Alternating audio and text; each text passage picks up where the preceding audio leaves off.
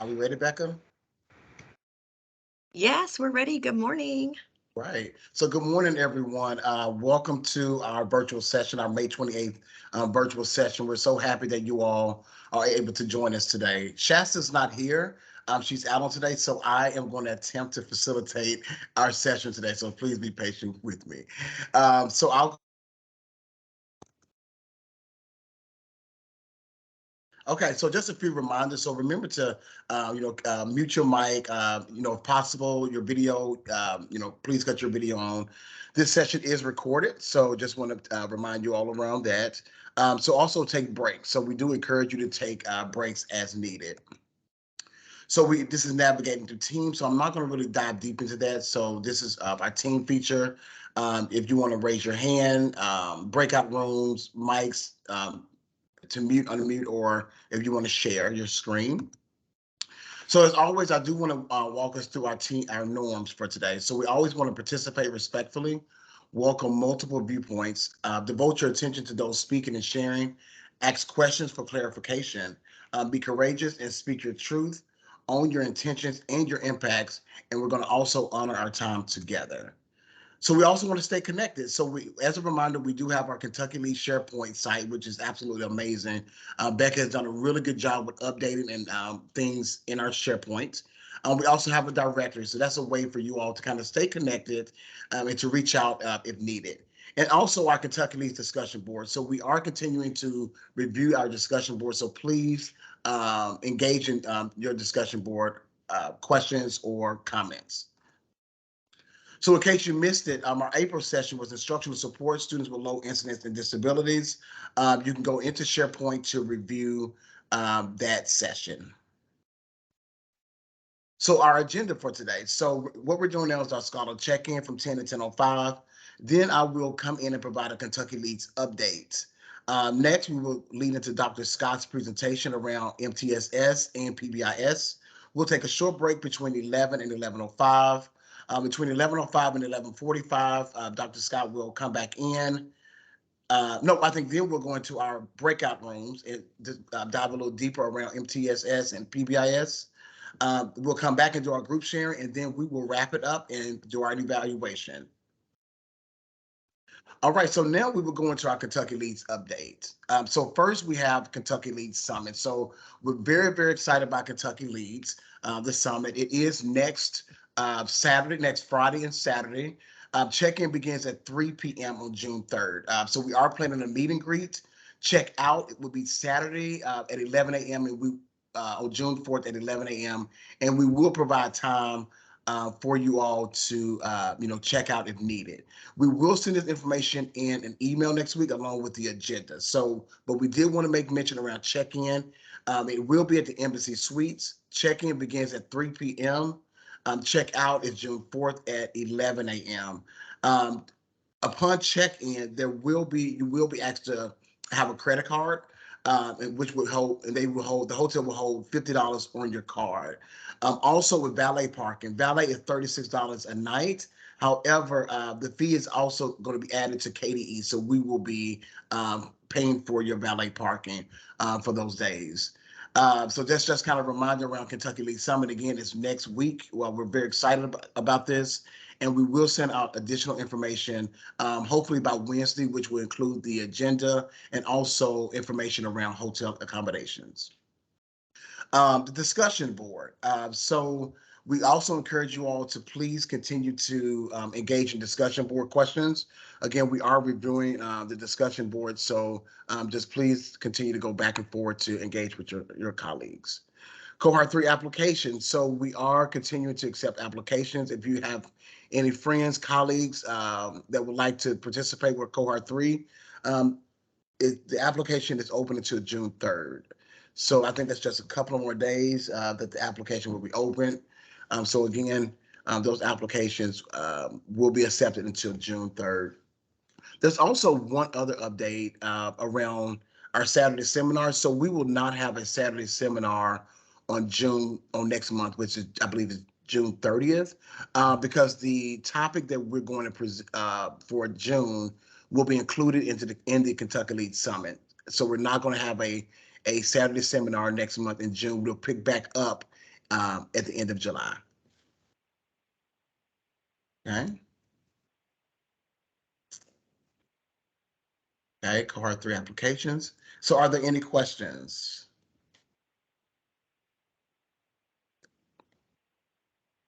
All right, so at this time, I will turn it over to our presenter for today, Dr. Scott, to talk with us around MTSS and PBIS. Dr. Scott? Thank you. Good morning. Happy Memorial Day weekend. I would like to spend my time with you this morning kind of breaking MTSS and PBIS down into what I would think would be the simplest ways to think about them. And when I do it this way, I don't want you to feel insulted because I'm going to make it so simple. I want you to think about it as if we're talking about how you would describe this to somebody who has no idea. So I'm going to try to make it incredibly simple and give you these really basic kind of metaphors for thinking about it. And again, it's not because I think you need to be spoon-fed. It's to give you a way of thinking about how you might do that with someone else. So let me share my screen. Where do I do that? Share, there it is. And go to that.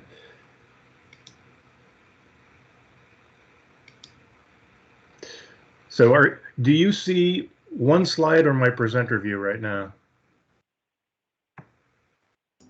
We can see your slides. Just the one slide at a time. Okay. So moving on. I want to start you off just thinking about kids. So here's a normal curve.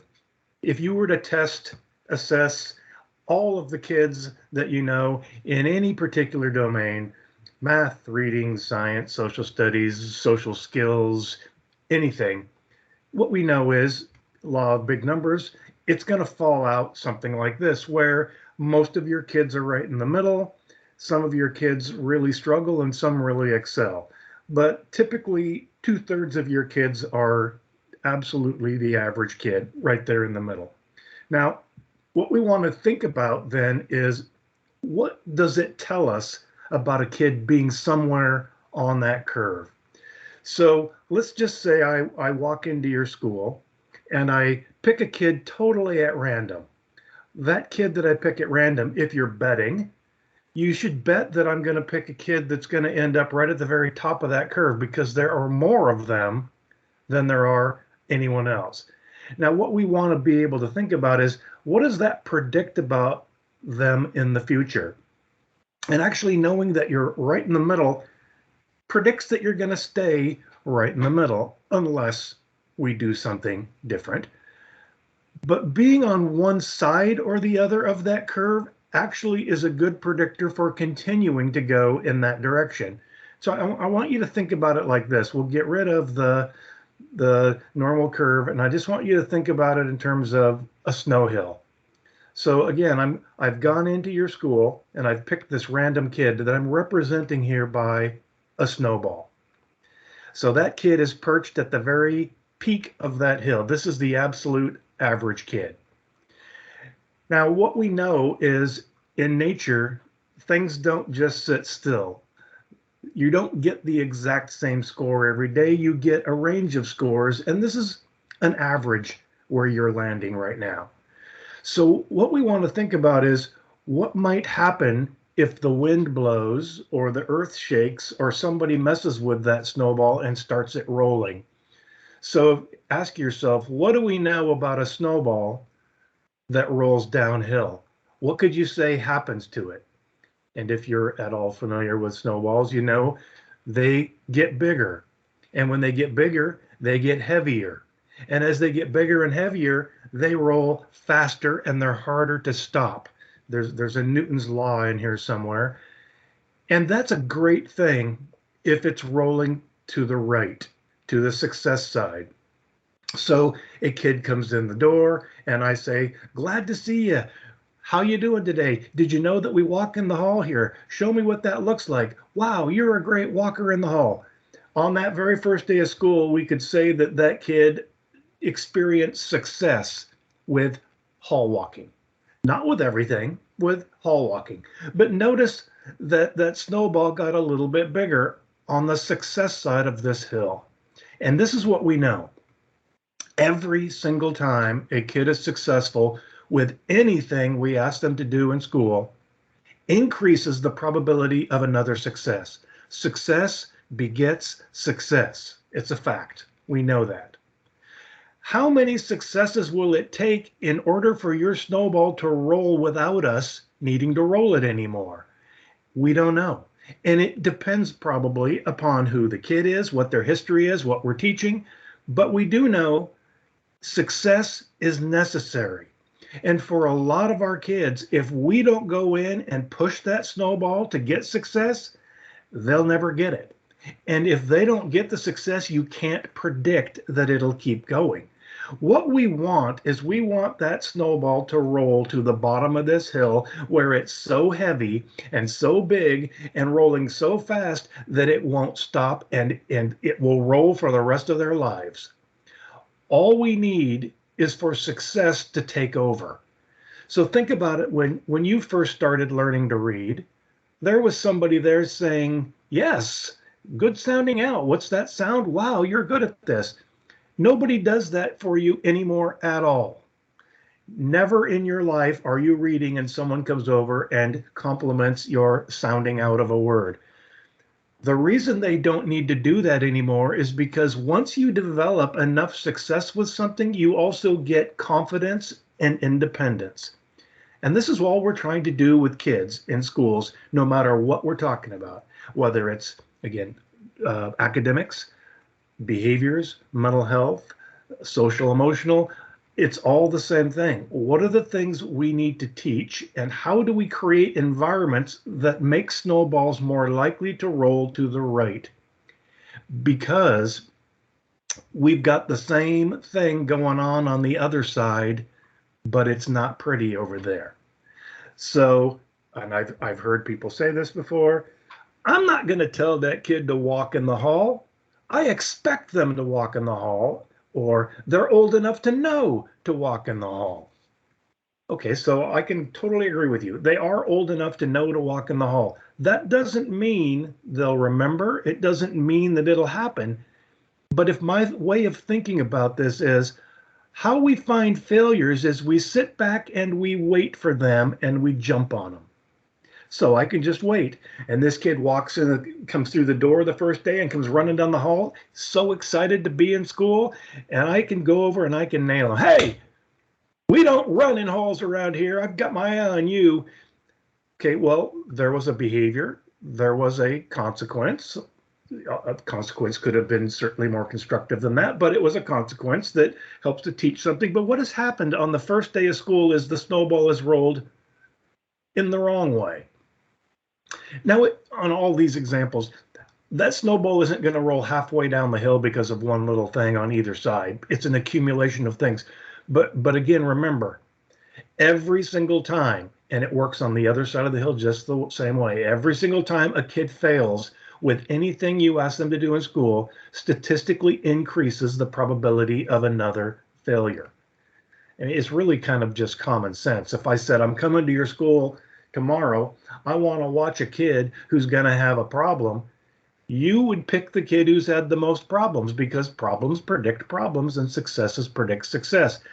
But I think we sometimes overlook the importance of every single one of them and the things that we as adults can do to change those probabilities. Right now, that snowball being halfway down that hill on the left side is an incredibly sad predictor for a lot of negative outcomes. If we're talking academics, that actually predicts both academic and behavior problems to see it down there. What we need to think about is, if you've got a snowball that's rolling the wrong way, how many successes will it take to push it back up the hill? Well, that again depends. Here's what we know. We don't know exactly the number, but we do know that somewhere in the neighborhood of 3, 4, or 5 to 1 success to failure ratio is predictive of a snowball continuing to roll to the right without us in the longer term. But 3 or 4 or 5 successes for every 1 failure doesn't work once that snowball gets bigger. So you can think about it like 3, 4, or 5 to 1 will push a snowball up a hill if the snowball's not very big. But as that snowball gets bigger, it's going to take a lot more successes for every failure to make that snowball roll up a hill.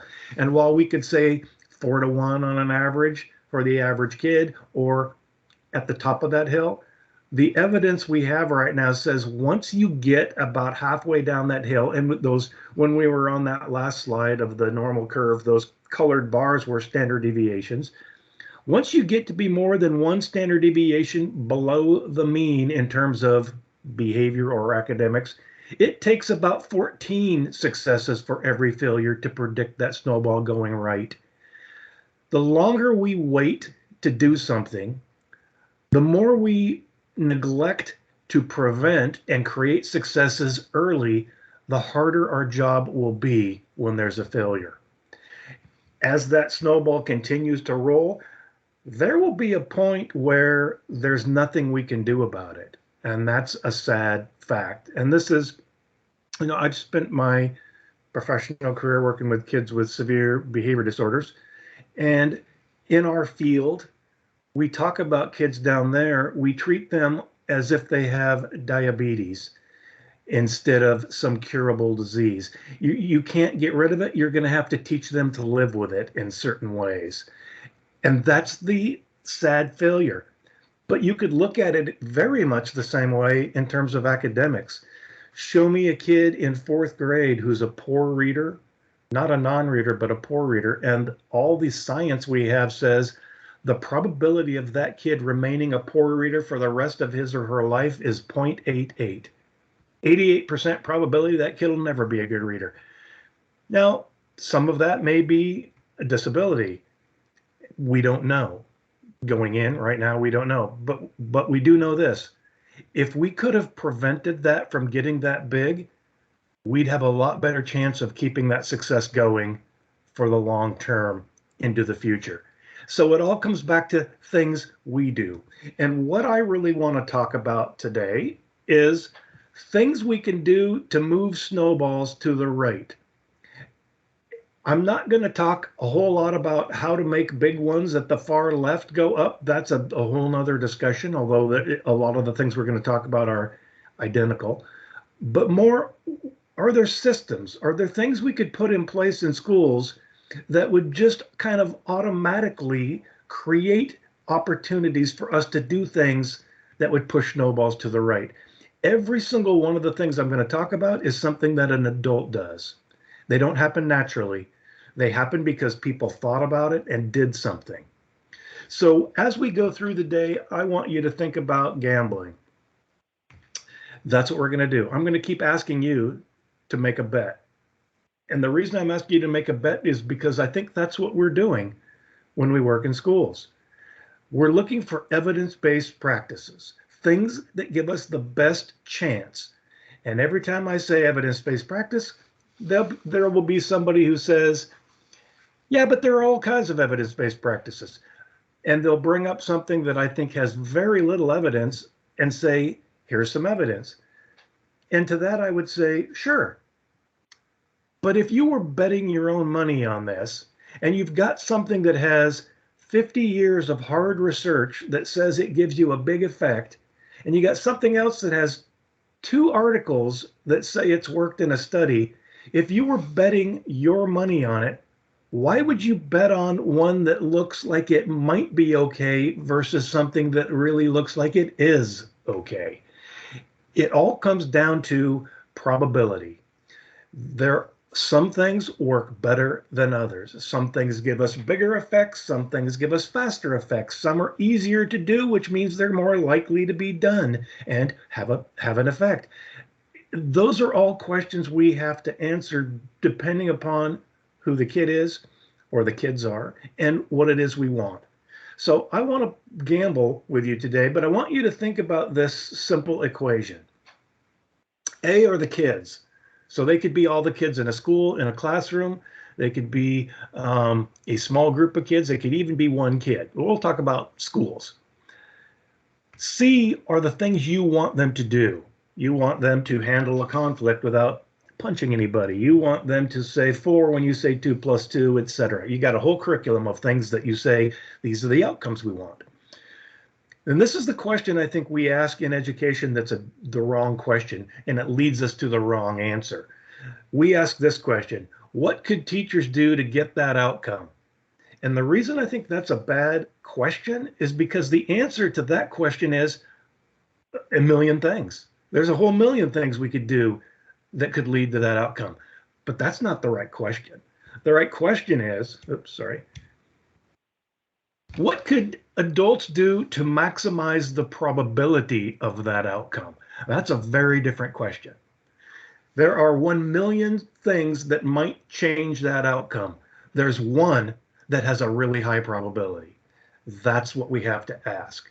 So whenever we're using any strategy, any curriculum, doing anything with kids, we should always ask, is there something better?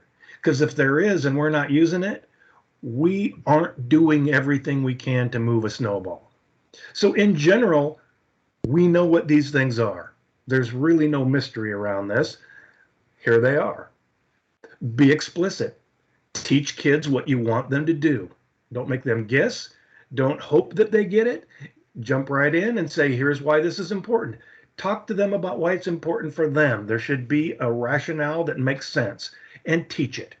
Model, demonstrate, get in there and do it with them. Engage them. It can't just be us talking to the kids. The kids have to be doing and thinking things actively within that instruction. Set goals. Why?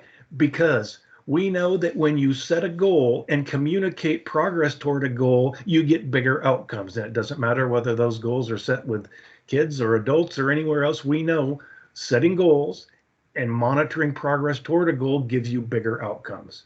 Consistency in the way we do things makes a big difference, especially when we're teaching. Guiding practice. Don't just say, okay, now you know, go do it. But now you know, let's do some of this together. You do the first step. Remember, what would you think first? We used to call this scaffolding, but we gradually set them free to be more and more independent.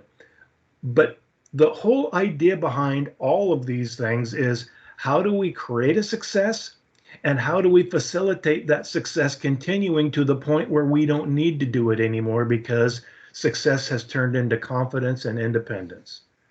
Proximity, being around kids and talking to them and having relationships with them. Spacing out the practice is a big one that I don't think we always understand. And what that means is, once you've taught kids to do something, they should do small amounts of it regularly rather than the drill and kill, open your book and do the next 1,000 problems on your own.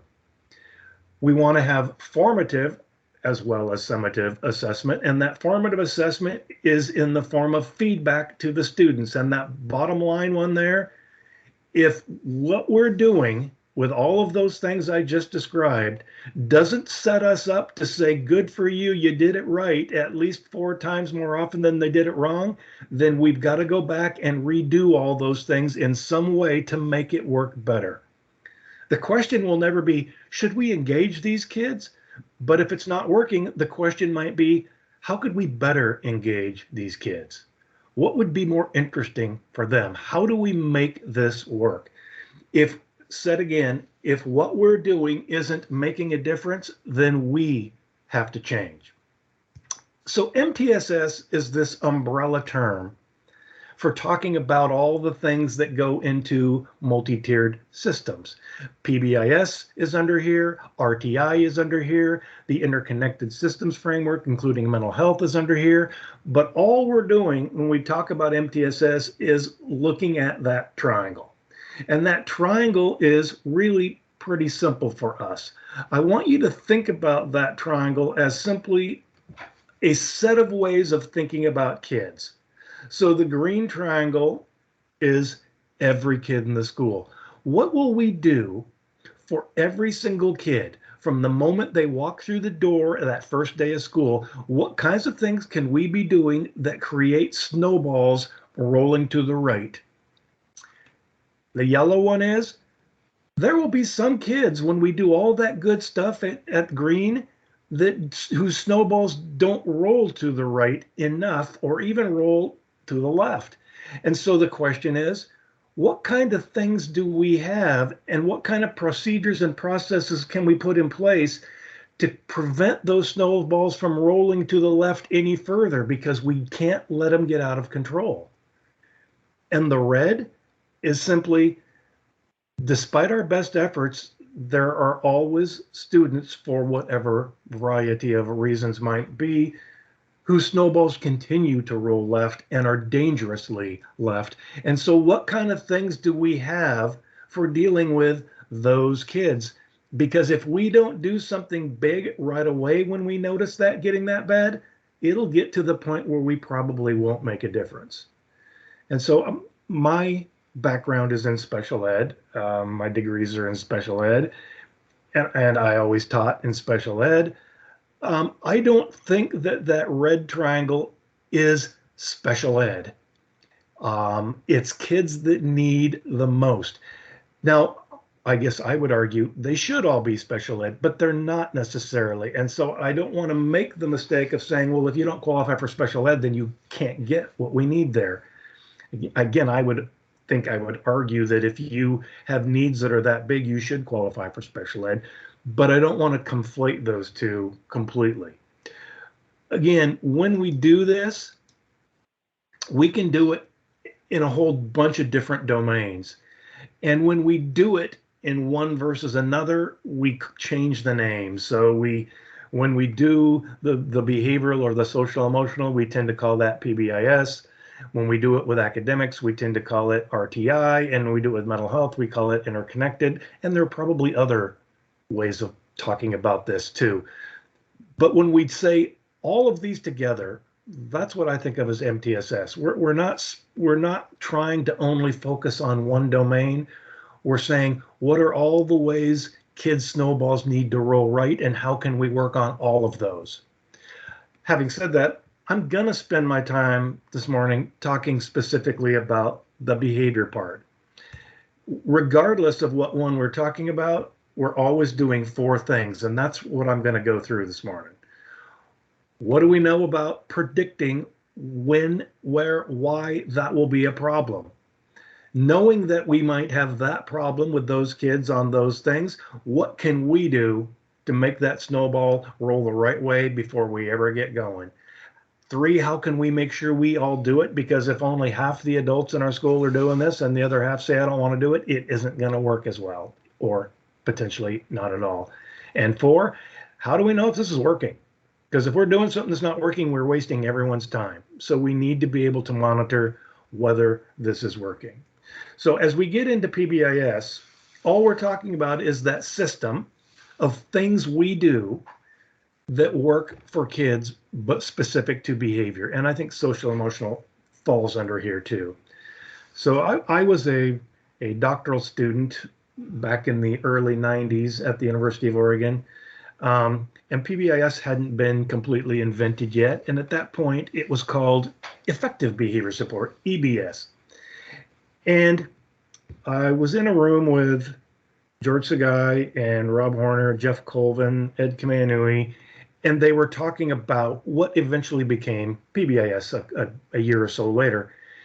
And these are the big ideas. When we're talking about PBIS, we're talking about how do we encourage adults to use effective instruction for teaching behavior in the same way that we would encourage adults to use effective instruction if we were talking about academics. So how are we going to get them to use the same tenets of effective instruction? How can we build systems that change the way the learning environment is structured for students? So when we're talking PBIS, that's school-wide, not just the classroom, but school-wide. How can we get everybody to actually do these things, not just one day, but all the time? And then how do we get schools to make data-based decisions? So those are the things that we now say are PBIS. They're the set of things that we all do when we talk PBIS now. So let's just start with number one. Number one, prediction. And I could make it this simple. I am coming to your school tomorrow. When I'm there, I can only be there for 5 minutes. But if I'm there and I see problem behaviors, every adult in your school gets $10,000. If that were the case, when would you want me to be there? What part of the school would you want me to be in? What would you believe that I'd be seeing? And I've done this with schools, and they will say, you should be here at 10:08 tomorrow, and you should be standing at the east end of the left hallway, because if you do, you're going to see some kids doing this. Exactly. If you work in a school, you can predict what's going to happen. It's typically not that complex when we're looking at the school as a whole. When we start talking about individual kids, then we need things like functional behavior assessment to figure this out. But at the school level, ask the people that are there. If we're talking about a hallway, when will it be a problem? What will be the problem that we see? Why is that a problem? Why is it happening? And people can tell you. And that's what we need, prediction. What's going on? Here's a simple way that I've done this with schools. I give them a map, and on that map is everything in their school. I give them each 2 sticky dots. The colors are irrelevant. Say, what I want you to do is I want you to look at this map, and I want you to think about where problems occur. What are the things that you personally see most often? If you're dealing with kids having misbehavior, what are those things you're dealing with? So I want you to think about your personal experience, not what you know the data says, your personal experience. And if you know another predictor, like a time of day or something, put that on there too. When I say go, I want you all to stand up and go put your dot on the area that you're thinking of. So this is actually from a school, I think in Newport, Kentucky, if I remember right. And you can see cafeteria is clearly what everyone wants to talk about. And if you could see those, you see all of them, I would say with maybe 1 or 2 exceptions, say something about either loudness, messiness, or manners. That's what they perceive as the biggest problems in the cafeteria. And they almost all say lunch. So now we know where, we know when, we know what. And we can have a discussion about why do you think that's the problem and what could we do about it. But until we know what we're talking about, discussing strategies just doesn't make any sense. The logic of PBIS is figure out exactly what we're looking at and then develop strategies that involve instruction and environment and relationships, etc., aimed at those issues. Now, that doesn't mean we're not going to need to have strategies for the library, because we need to teach rules for everywhere. But we know we're going to need to really be intense with it and consistent with it in the hallway and the cafeteria, because those are the areas where we see most problems. This is a high school. This is also, I think, in Newport. High school, 2 different maps because there's a first floor and a second floor. And you can see to the right there, they've identified their hallway, their stairway, their restroom, and this little outside area at the bottom right there as areas that are really predictive. Now what you want to do is break those down. Okay, in the hallway, what? When? Who? Those questions can be answered by the people who have given this information. So I've worked with schools before to say, well, we can't really do PBIS because first we need to collect a bunch of data. Yes, hard data is good, but you can start right now because the data that we were going to start with is in everybody's head. They've worked there. They already know. This is back to an elementary school. But what we're going to end up with is, what are the locations? And in those locations, when does it happen? Who does it? What is it? And why is it happening? That why part is a discussion that we have with the entire school. And people will say, the reason we have that problem is because we've really never taught that rule to the kids, or every adult that's with the kids has a different version of the rule, so the kids are never clear, or nobody's watching, or, okay, those are all things that we can change. So that's what we're looking for. What are the whys that we could come up with that we control? Because if we control it, we can do it. So teaching, environments, these are all things we can do. Box 2 is the biggest box. It's what can we do? So high probability. What are the things we could do that would give us the best possible chance for prevention? And we're going to stick right now with tier 1, what we do for everyone across the whole school. What gives us the biggest bang for our buck? Treat it like a bet. If I told you that we have less fights in the cafeteria in the next month, you win $1 million, what would you want to see happen in there? If there was $1 million riding on it for you, you wouldn't say, well, let's just give them a reminder and see what happens. You'd say, no, there's $1 million. We got to do something. We need to have that kind of vigor in the way we think about preventing things. We have to take it that seriously. And remember, this has to be what we all do. If it's not what we all do, we don't get that. It has to be something we all think about. So when we go into it as a group, we should be thinking about what I like to call rules, routines, and arrangements. The rules, what do you want them to do? Expectations is another word for that. Teach them. What are we going to teach them to do? Telling them isn't the same as teaching them. Telling them anybody can do. Teaching is we're going to be explicit and we're going to give examples and we're going to connect it to their lives and we're going to engage them and etc. The other side of this are what are all the other things we could do that would make it more likely that the rules that we teach work? So this is where we get into furniture arrangements and tone of my voice and where I stand and do we assign seats and what procedures do we have for moving down hallways, relationships, everything else. So yeah, good instruction, great. But if we have really good instruction and then we go out in the hall and nobody's supervising out in the hall, it's probably not going to be the effect we'd want. So we still have to think about what are all the other things we need to have in place that allow us to say yes more often than no when we're talking to kids. So let's unpack the instruction part just a little bit. This is the science we have. This is the state of our science for learning. We get the biggest probabilities for student success when there are 3 things happening during instruction. One is the teacher is explicit, telling the kids exactly what we're doing and why we're doing it, connecting it to their lives. This is a big piece here would be the cultural relevance. If I'm being explicit but describing it in a way that doesn't make sense to you or where you're from or your background, it's not really explicit. Explicit means it's got to be clear. And so I've got to create the examples to make it clear.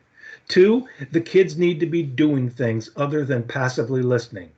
And we can do that in a million ways. Raise your hand if you agree. Turn to your neighbor and tell them how you can teach anything and engage kids with a bunch of little strategies. And all we know is the more times their brain has to think about what we're talking about and do something, even if it's raise their hand or hold up a number on their fingers, you get bigger and better outcomes. And third, kids get lots of chances to do, and we are giving positive acknowledgement. And again, remember, if you can't give positive acknowledgement, it means that 1 and 2 have to be done differently in some way. So when it comes to teaching behavior, I always think, do we teach it? Well, I don't think we typically teach it well. We tend to teach what not to do. And these are on the left and right, completely ridiculous signs that I found on the internet. Place your bet. How likely are these to affect behavior? Now look at the one in the middle. That's from a school.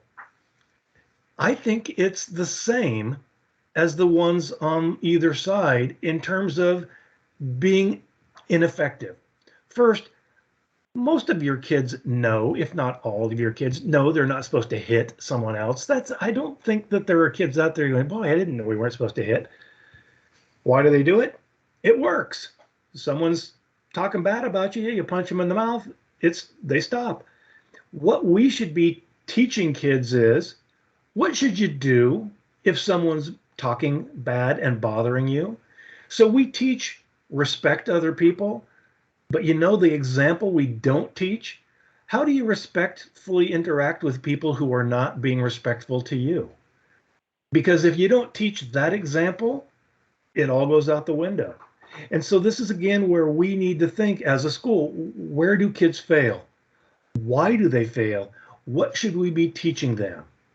And it really requires us to think about that prediction part in order to teach prevention effectively.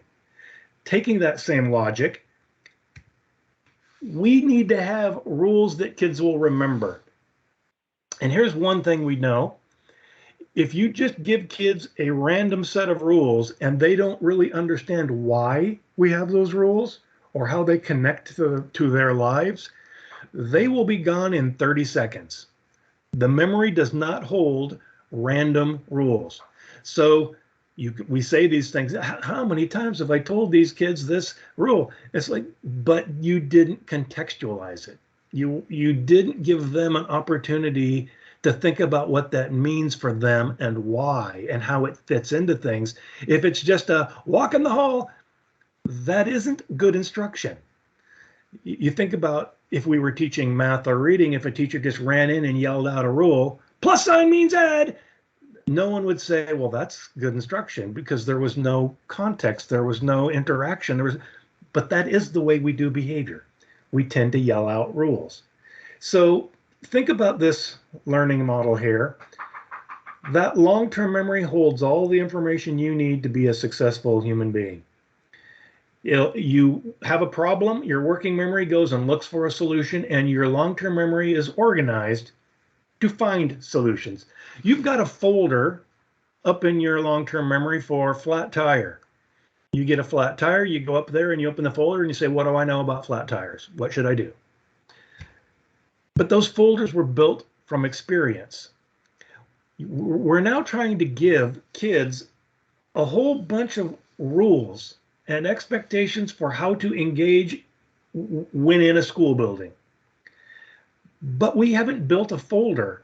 And so those 85 school rules that we have are floating around. And if they don't connect to something, again, gone in 30 seconds. How do we make sure they're connected to something? We have to create things that we call anchors.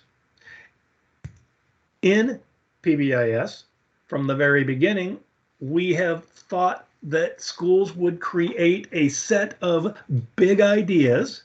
And these are academic concepts. This, again, when sitting around that table in the early 90s, Ed Kamenui, who was a reading and instruction person, was talking about, when we teach academics, we don't teach a big long list of rules. We teach things we call big ideas, which is another way for saying anchors. And then we attach it. So we don't teach every word in the dictionary. We teach rules and attach things to them. Why would we in behavior think we could teach 85 rules? Instead, we should be teaching the big ideas. Respect yourself, keep yourself safe and learning. Respect others, treat others the way you'd like them to treat you. Respect property, treat others and public property the way you'd like people to treat yours. Okay, that's 3 rules. And people do these in a number of ways. Be responsible, be respectful, be whatever a school wants to have. But notice those 3 rules cover the waterfront. There's no behavior you could have that doesn't fall under one of those. So I can say, okay, we all agree, respect yourself, right? Remember why we do that and how important that is? So if we want to make sure that we're learning, we're going to need to have pencils. What could a rule be that we have for making sure that we're respecting ourselves? Yes. How about if we keep a pencil in our desk at all times, or always remember to bring a pencil? So I can connect all of those 85 rules to something. And very simply, here's what we know. When rules are connected to concepts and the concepts are talked about frequently, kids remember far more rules. And I think this is really important too. When you ask them about the rules, they can tell you what to do instead of what not to do. Because kids can tell us what not to do, and that doesn't mean they know what to do. Should you hit people? No. What should you do? Not hit people. If I said, what's 2 plus 2? And a kid said, well, it's not 100. I wouldn't say, good. It doesn't tell me anything. Effective instruction sets kids up to give us the right answer because they know how to do it. So again, our thought has to be, how do we create effective instruction for behavior? Another big piece of that is going to be engagement. So how do we engage kids when we teach them? What kinds of things could we do to make it more likely that these kids would want to be listening and thinking about what we're doing? Part of it is being enthusiastic as a teacher. But to be honest, not everything we teach is that exciting. So teachers have to be good at pretending things are exciting. But on the other side of it, we can go out and get them. We can say, hey, raise the card. You've got things in front of you. Pick the one that you think represents. As long as what we're doing makes them think about the content and respond in some way, keeping them going, we get bigger effects.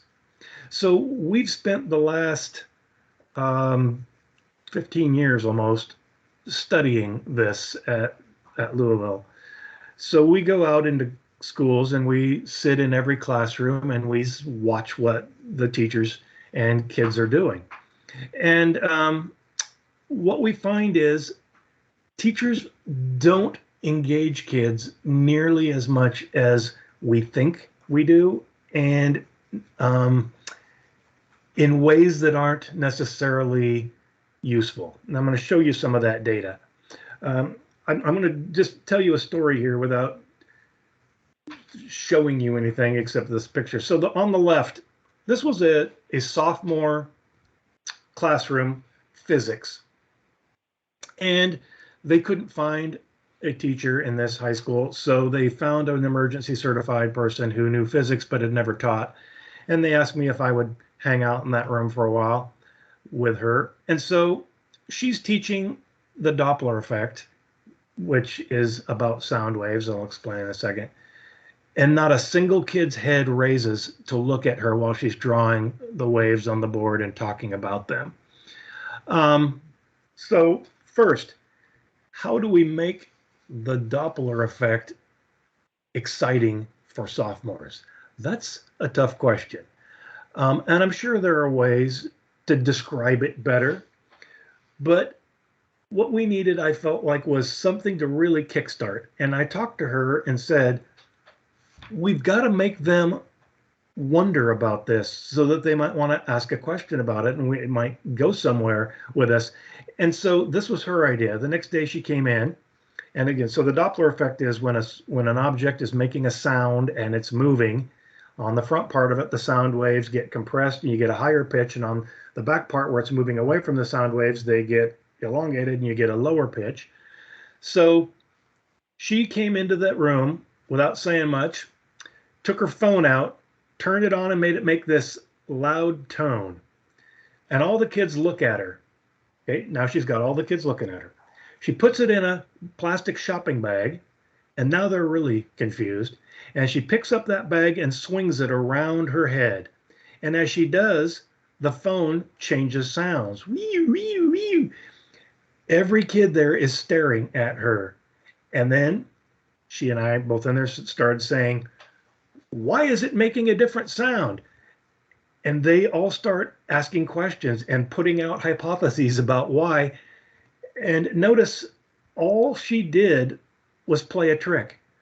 I'm still talking about the Doppler effect and I'm still going to mention waves, but I found a way to make you want to be engaged. Now that you can't every day, all day long have things that are that exciting going on, but we have to invent ways to make kids look and listen, because when they do, that gives us an opportunity to use our strategies for engaging them.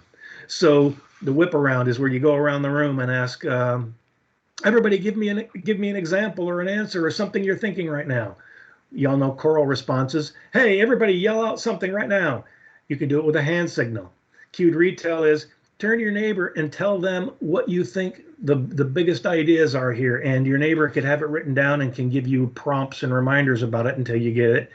We can have you write on whiteboards and hold them up. We can give you response cards. Hold your red card up if you think this. Hold your green card. Write on your card the answer. We can do turn and talk to your neighbor. Stop and jot down one sentence about that. Or we can call on somebody. So now, and I'm sure there are many other ways to be creative to get kids doing and thinking and doing in terms of the curriculum. So first, we know that the frequency of these is very low.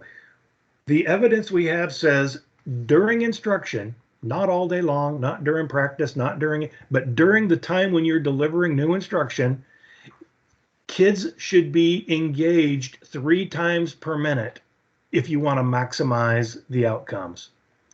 3 times per minute. We're nowhere near that, as I'll show you in a second. But what we also know is that teachers over-rely on the asking and verbal question to an individual kid.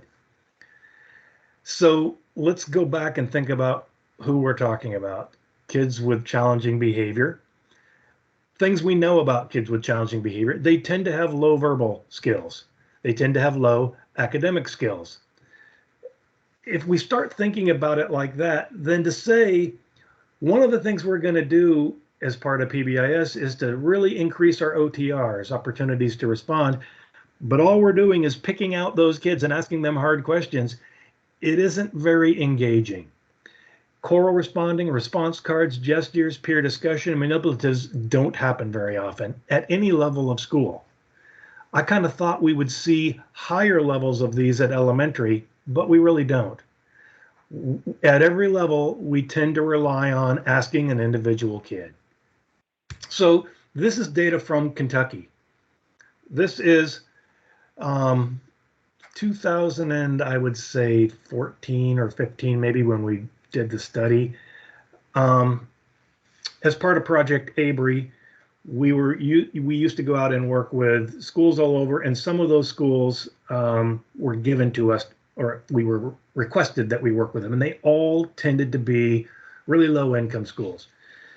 So I had the question, how many Title I low-income schools are there in the state of Kentucky that were distinguished in reading on the state assessment? Elementary. There were 12. I wrote to all 12 of those schools and said, you're awesome. Could we come look at you? 11 said, yeah. We went and sat in every classroom of those schools.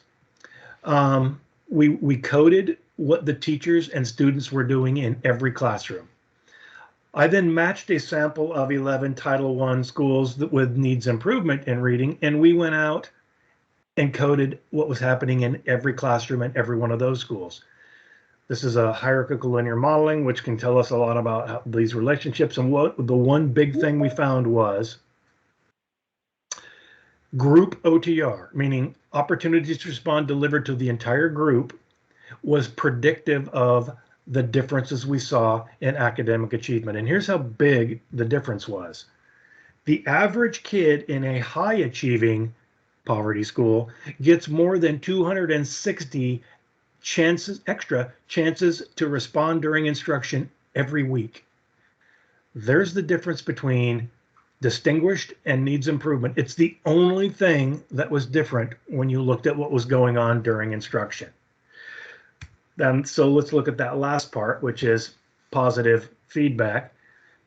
When we talk about positive feedback in PBIS, invariably, and I'm so tired of this, but invariably people think that means you have to have goodies to hand out to people. It does not. Nothing about PBIS ever meant you need to go buy goodies and give them away. That's an easy way to do it, but that's not necessary.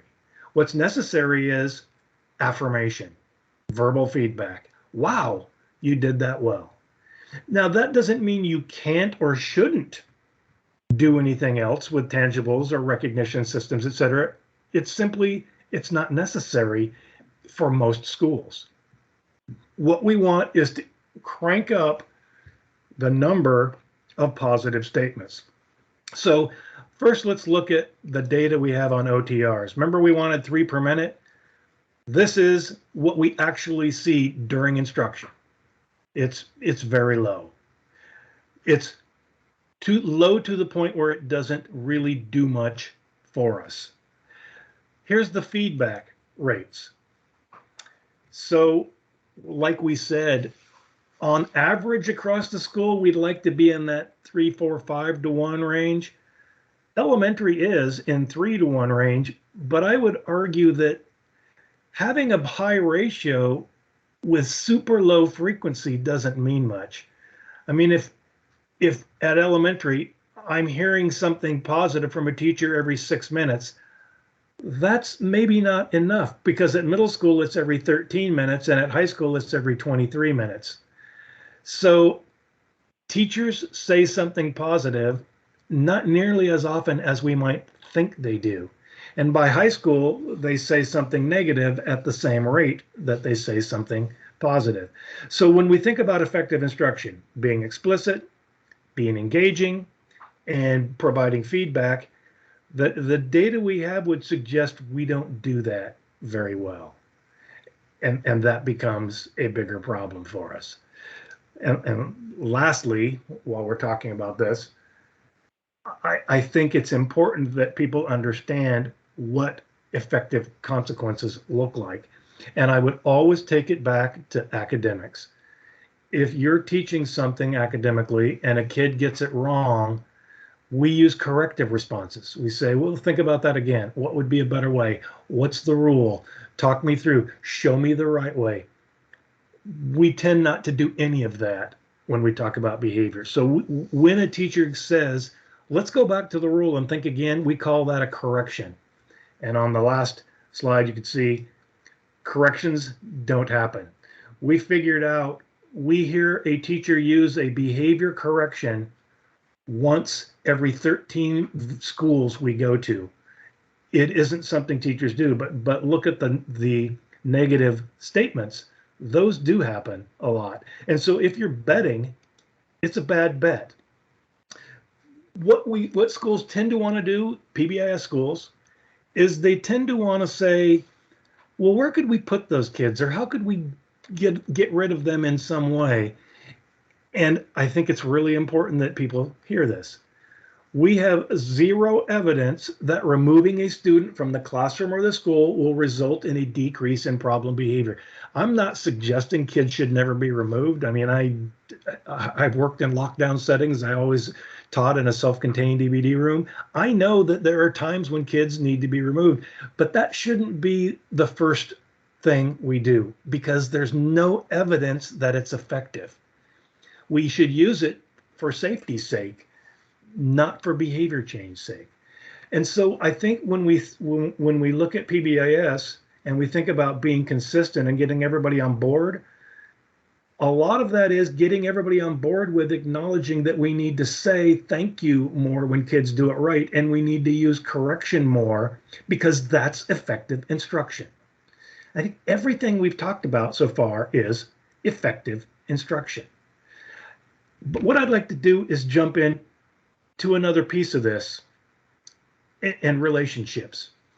But I think because we're starting to change here, it's about time for us to do our break. So why don't we stop here and do our 5-minute break? And when we come back, we can continue on looking at relationships. And then I want to also just talk more about the other two components, being consistent and data collection, and how to get schools to think about those in a simple way. All right, perfect. Thank you, Scott. So we will break off in do a break. And so if everyone can come back around 11:05, and we'll continue Dr. Scott's presentation. So 11:05.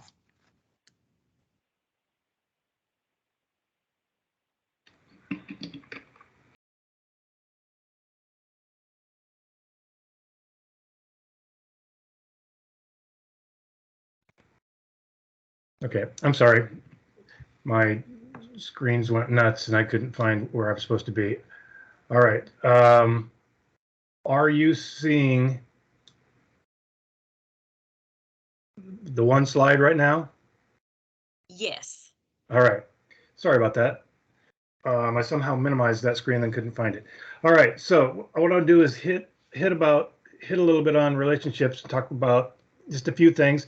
I'm going to turn it over to you after that for a discussion, and then we'll come back and kind of hit briefly on the last two pieces, and then have some time for more discussion and questions. And if I should have said this right from the start, if you have any questions at all, you can put them in chat, and we don't need to wait till the end if you have a question you want to, or something you want to talk about. Okay, so relationships. This is the hard one to talk about because it's the one for which we have the least science, or the science we have is the least helpful, maybe. So here's the way I like to think about it. The better our instruction is, the more successful kids will be. The more successful kids will be, the easier instruction is to deliver. And what we know is that when kids are successful with instruction, they report they like their teacher more, and they believe their teacher likes them more. So I don't think effective instruction is the same thing as positive relationship, but it certainly is helpful. So there's a guy at the University of Virginia named Bob Pianta who developed the class system and has thousands of observations of teachers and students in classrooms. And he looks at relationships. And he says, every single time there's a positive interaction between a teacher and a student, it's a predictor for more positive student outcomes in the future. So I asked him, what do you mean by positive interaction? And in essence, his response was not negative. Did you see that on TV last night? That was cool, wasn't it? That's a positive interaction. Any interaction that isn't negative is an interaction that goes back and forth, is a predictor. The beauty of that is adults control that. Now, I know there are lots of kids that when you try to engage them positively, they don't want to be engaged positively. But I would argue that puts the ball back in our court. Then what do I have to do? How do I have to create an environment where I can sneak my way into having some sort of a relationship? Relationship doesn't mean best friend. It doesn't mean we pal around together. I know everything about you. It could, but it doesn't need to. It just means that I present myself as caring about who you are as a person. We engage, we talk. And that seems really simple, but it doesn't happen. So let's bet. Let's say I've got this kid that's sitting in the back of the room and not getting any work done. I believe that I need to get that kid to come sit closer to me where I'm doing something so that I can give more reminders. So I'm going to let you bet $1,000 each on this, and I'm going to give you two choices of how I approach him. Here's the first choice. I go over to him and I say this: you're not getting anything done. Get your stuff and come up front. Okay, that's one possibility. Now you're betting on whether he agrees to come up with me. Here's your other possibility. Hey, I've got some things I can show you that are really cool. Bring your book and come with me. Now, neither one of those is 100%, but if you were betting on it, which one would you take? Clearly, there's a way in which adults can speak with kids that change the probabilities of success. And it's so simple, but if you spend any time in a school, you see that that is not the way we always talk to kids. And when we don't develop those relationships, it will come back to haunt us. Now, when I talk about this in schools, I get a lot of pushback on this that, oh, why should I have to be nice to kids that are doing it wrong? We're not talking about being nice or not nice. We're talking about you giving kids the impression that you care about how this is going. You can tell somebody they're doing it wrong and do it in a way that says, I care. Hey, we've talked about this. I'm concerned that you're still not doing it right, is way different than yelling. So here's data that we pulled. This is data that we pulled from actual observations in schools. So we went into common areas, hallways, cafeterias, entryways, locker area, and playground if it was elementary. And we simply looked at how much time does whatever adult or adults that are in that area spend talking to kids. Or I'm sorry, this one is looking at kids and talking to kids. So the red bar is looking at. So by and large, if there's an adult in one of those areas, they're aware, they're looking, they see kids. But look at the green bar. That's what percentage of time they spend actually talking to kids in any way. At elementary, it's only 17%. And again, these always surprise me. You'd think at elementary, aren't the teachers walking around just talking to the kids? Not really. In middle school, 11, and at high school, 2.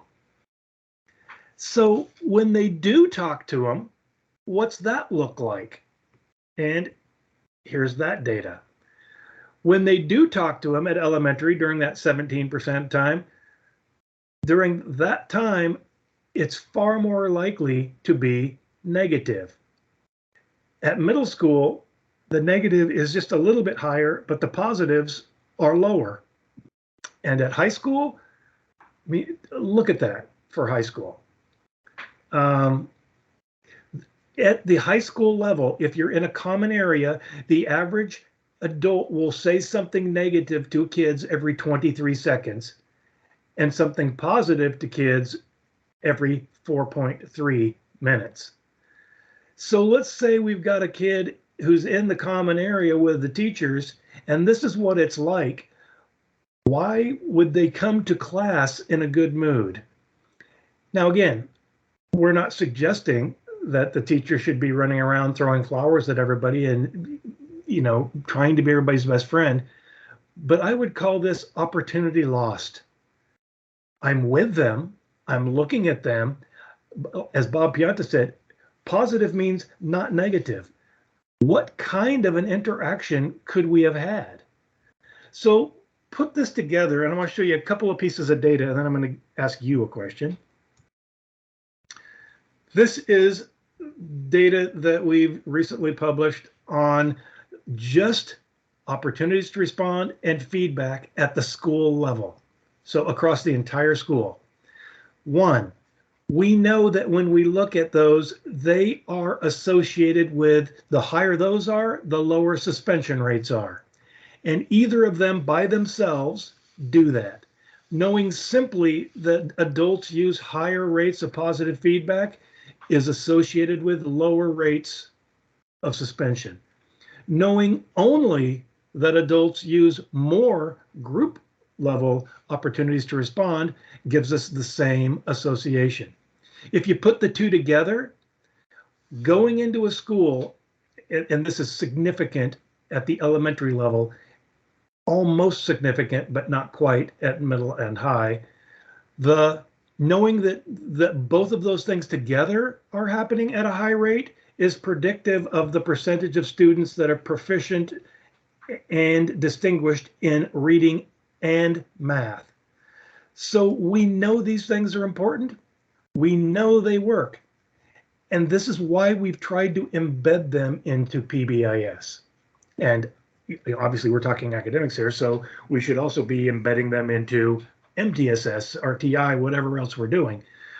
But I want to take you back to thinking about, do we teach behavior the way we teach academics? Because we've just gone through a bunch of things that we say really work when teaching.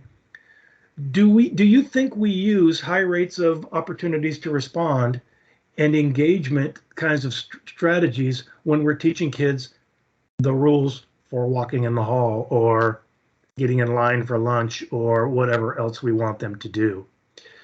At the classroom level, what we found was if you cluster these 3 things, teachers are actively teaching and talking and doing things, they're giving high opportunities to respond and lots of positive feedback.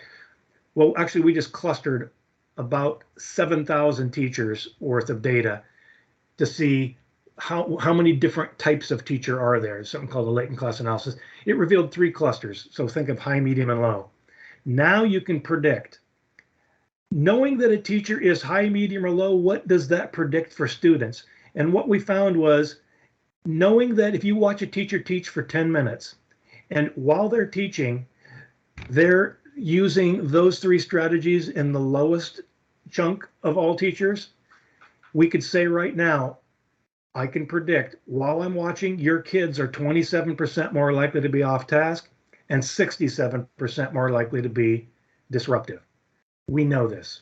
In fact, there's nothing that we know of in this world that predicts kid behavior better than adult behavior, which leads me to this question for you all in some breakouts. I kind of feel like the stuff we've been talking about isn't rocket science. It's pretty straightforward, pretty logical. But when I show you the data, we continue to see that we don't do these things. And I don't know why. I'm really interested in your thoughts. Why is it so hard for us to create schools that use the things that we would say science tells us are the most effective? So Thomas, I don't know how you organize this with the breakout. Yeah, so we will turn it over to Becca, and Becca will break us out into groups. Yes, I'm going to go ahead and put you into those groups. And I would say I love the simplicity of this question. It is the simplest question, which has the most complicated response, I'm sure, that is just rooted in human behavior. But I will go ahead and open our breakout rooms at this time. Does anybody have any questions at all before I magically move you through a time portal into your breakout room? Okay, I'm going to go ahead and open those now.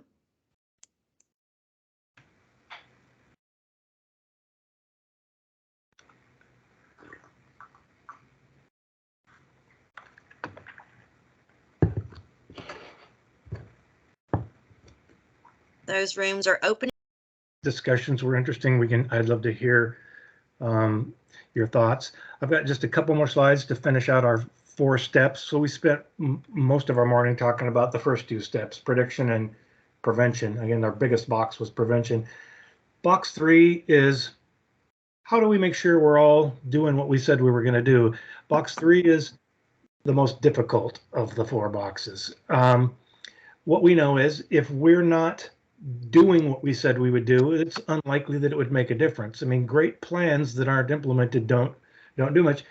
And it is hard to get everybody together to do these things. So when we talk about systems fidelity, I think we really need to talk about taking everything we just talked about for intervention strategies and saying, how do we as a district or administrators in a school apply that to the adults? So how do we provide instruction and coaching and feedback and encouragement and all those things that we know are necessary for growth? So I think that's the biggest part to me of consistency, is how do we create an atmosphere for growth? But I also think that we're going to need to measure what we do, and we can do that using different things like the tiered fidelity inventory. This is the ASA is one that we use from our ABRI project, but there are a number of ways to just go through and check off, are we doing these things? And then use that to set goals and say, well, by the next time we do this, we want to see more check marks on this. So that goal setting comes back again over and over. And then that final step is evaluation. How do we know that what we're doing is making a difference? And I would bring this right back to goal setting again. What would we like to see? What would a success look like? We've all got to agree. Because once we all agree what a success looks like, then we can say, are we getting there? We were at X number of these things per month, and now we're at Y number per month. Is that good enough? The only way to know if that good enough is to have a goal to start with, so we can then measure it by, are we reaching our goal? Are we moving toward a goal? I had done some work with FBA with some districts in Ohio, and I got a text last week from somebody saying they took from your training that if the kid isn't in special ed, we don't need to measure anything. And I said, no, that's not what I said at all. I said, if a kid is in special ed, it's a legal mandate that you measure it. But why would you bother doing anything if you're not going to see if it's working? Of course, we want to measure to see if something's working. We need to just make this simple. So I always think about it as three things. We all have to agree what it is we're looking for and how much we want. We have to have a simple way of getting that. And I always say everything we do regarding data collection for behavior must take less than 1% of anyone's time, or they're just not going to do it. They're too busy. So we've got to keep it simple, and it has to be useful. And to that end, once we collect data, put it by the mailboxes, put it in the faculty lounge, put it somewhere. People need to see what's happening. This is part of our goal setting and progress monitoring of ourselves, is that we need to see that data. We also need to talk about it, but you need to make it visual for people in order for them to understand, oh, that's right, we were doing this, and here's the reason why we were doing it. Here's the data. So I'm just going to summarize this all and then come back for all of us. One, this is really all about adults. These are all things that we do. We matter so much. Our behaviors, everything we've got that says you get a big effect is something an adult does. So we have to take that responsibility. Second, as I hope you noticed, everything we talk about when we talk about MTSS is instruction. Even if we're talking PBIS behavior, instruction is where it all lies. And PBIS was built on how do we deliver effective instruction for behavior. And finally, some things work better than others. And if we're being responsible as adults, we have to be able to put sometimes our preconceived notions, our principles, etc., our thoughts aside and just look at the data. What's the best chance? So I'm thinking about this like gambling. I would love to bet on my favorite team, but if you look at the data, that's a bad bet. What's the best chance for kids to be successful? So I think that's the sum of what I wanted to say with all of this. And I'm happy now to entertain questions or to just hear your thoughts, actually. Perfect timing. We've got 9 minutes left, so let's jump into sharing your own thoughts. From the first breakout room, do we have a speaker? Anyone from the first breakout room that would like to respond? I'm not sure we know what rooms we were in. Oh, okay, let me open up my list. So the first room is Ashley Cook, Jen Riley, Stacy Hutchison, Kelly Meadows, Hannah Caudle, Katie Tupper, and Abby Labor.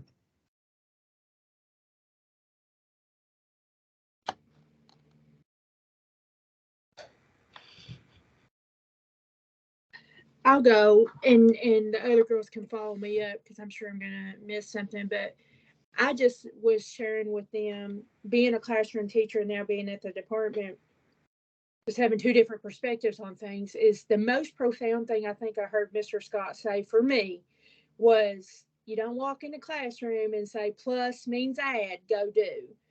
And it's really hard, especially if you're a specialized teacher or you're an option 6 teacher. We don't, you have to give us, you can't just walk in our classroom and say PBIS, go do. And sometimes just PDs in the summer's not enough. So are we making sure that our teachers are being instructed in the same way that he talked about we instruct our students?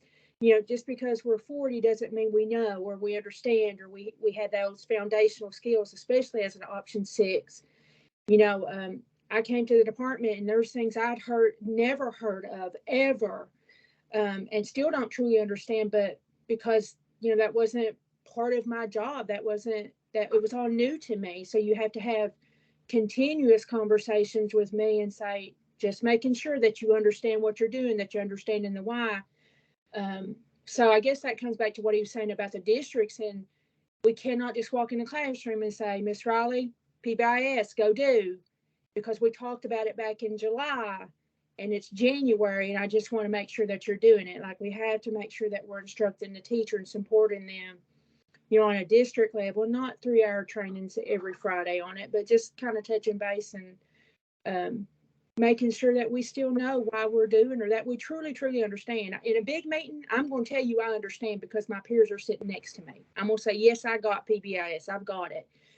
But in a month, I may be sitting at my desk thinking, gosh, I don't got this. I don't got it. So are my leaders coming back and just having those short conversations? Jen, I just want to make sure that you understand it. And I've given you the instruction that you need to be successful so that your students are successful.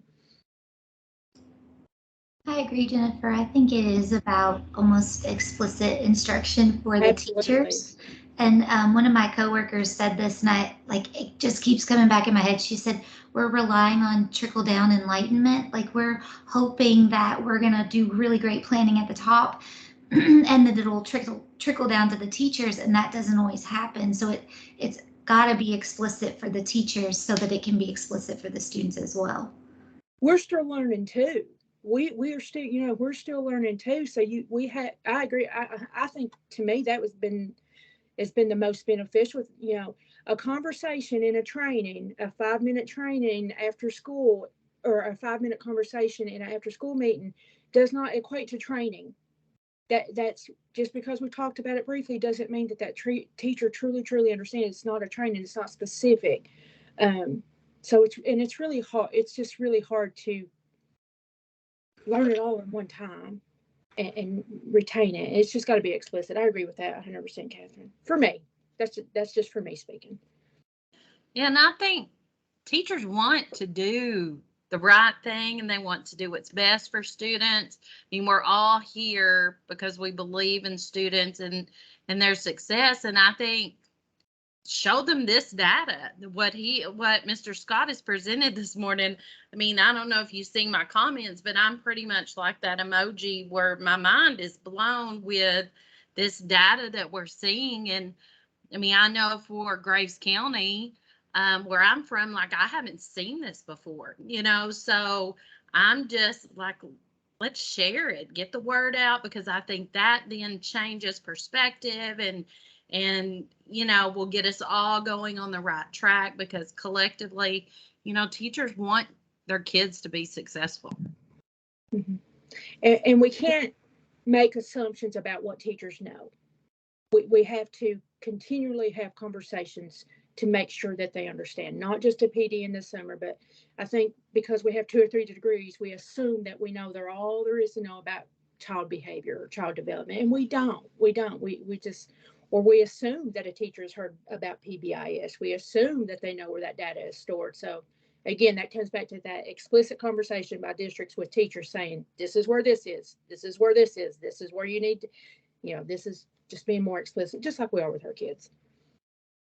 And we're having to employ more emergency certified and alt certified teachers who haven't really had a single education class. Mm-hmm. So, they really don't know. Yeah. And you can't walk in their classroom and be like, PBIS, go do. Just like he said, that was the most profound thing he said. We don't walk in there and say, plus sign means add. I do think, because I've met Dr. Scott several times, I do think you and also Avery have really tried to get PBS out in Kentucky, and you've done a great job with training. It's just there's a limit to what one organization or just a few people can do. So I know you've been working with cooperatives and that kind of stuff to try to get it out. So I think there's an effort there. It's just a matter of getting it down to the teachers and to the students. But I know No, it's happening. I hear it. It's just sometimes it's hard because there's so few people. Yeah, Well, we during the breakouts, some of us were talking, and I really think a big part of the responsibility for this falls on higher ed. This shouldn't be something you learn on the job, and that's a problem. Why aren't we teaching this, making this part of internships and practica and et cetera? No other profession would say, here's something really important, and we're not going to tell you until you've already been in the profession for a while.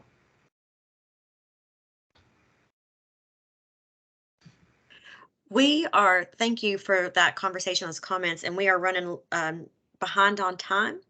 But I don't want to end this conversation. I want everyone to get a chance to share out that can. So instead of going room by room now, if you have a comment that you'd like to share, just open your mic, turn your mic on and share it, please. Because I want to give everyone a chance to reflect if they'd like. I think that this is a hard concept for a lot of higher up the totem pole people to get behind, because it's not prescribed. It's not, oh, you do these 3 comments for every single kid in your class and life will be grand and rosy. And I think that a lot of times we're looking for that quick fix, that flashy new thing. And this is just good instruction, and good instruction is just going to be good instruction. And it doesn't really matter what you're trying to teach. Good instruction is good instruction. Thank you, Stacy. You are that's an excellent point to end on. We are out of time, and as much as I want to continue this conversation, I want to respect everyone's time. And so instead of sharing out here, to continue to share it here, please continue this conversation in the reflect and respond area of our SharePoint site. I'm going to send the link now. I know that Bill is also going to share the link to the survey. If you guys would take a moment to do that, we read every single comment. We look at every response to those surveys. We share it with our advisory group, and we implement those. If you have a suggestion that we are able to implement, we do that. So please take the time to fill out that survey. And if you need to step out right now because it's 12:01, I totally understand. Thomas, do you have any closing comments? Yeah, so I just wanted to say thank you so much, Dr. Scott, for taking time out today to facilitate to our scholars. It was very well received. The information is something that we can definitely use, as we continue to move forward with PBIS and the MTSS. So thank you so much for your facilitation today. I do also want to make mention about the summit. So again, the summit is on the 3rd and 4th in Louisville, Kentucky at the embassy. On June the 3rd, which is that Friday. It's not mandatory that you are there, but we strongly recommend that you all attend. We will have registration from 4 until 5, and you'll also be able to pick up your swag goodies that we have for you. And then at night, we're going to have a meet and greet from 5 until 7. So again, registration will be from 4 until 5 that Friday, and then we'll go into a meet and greet from 5 until 7.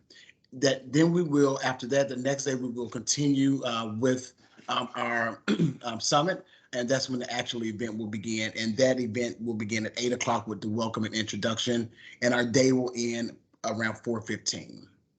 Okay, so again, Friday is not mandatory, but we do strongly encourage you all to attend, because, this will be the first time that we will see each other in person in 2 years. So it'll be a great time to kind of connect with one another. So that's all that I have. It is 12:02. I don't know if the team, if they have any parting words. Okay. I'm just super excited to see everybody at the summit, and I hope if you can attend Friday, I hope you're able to, because that's going to be the most fun for me, I think. Yeah, just grateful for Dr. Scott's presentation, for everyone's participation, and definitely look